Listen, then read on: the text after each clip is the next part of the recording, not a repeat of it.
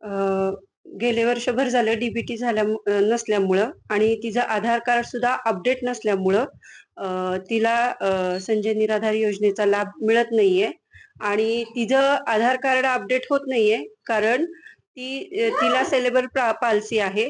त्यामुळे ती 85% दिव्यांग आहे आणि तिचे हाताचे ठसे उमटत नाहीयेत आधार अपडेट करण्यासाठी आणि नजर सुद्धा ती अशी स्थिर ठेवत नाही. एक्झॅक्ट म्हणजे जिथं पाहायला पाहिजे ती पाहत नाही त्या दृष्टीने.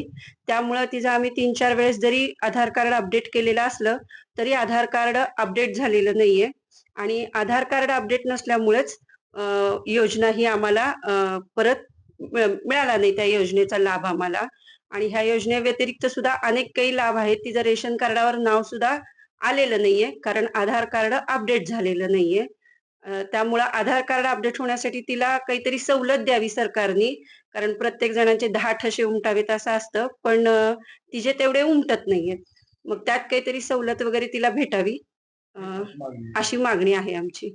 आणि किती मानधन मिळत होतं त्या ह्या आधी तिला 1,500 मानधन मिळत होतं महिन्याला? महिन्याला. हं. आणि ते पूर्ववत मिळावं अशी तुमची मागणी. हां, ते पहिल्याप्रमाणे मिळावं आता. हं.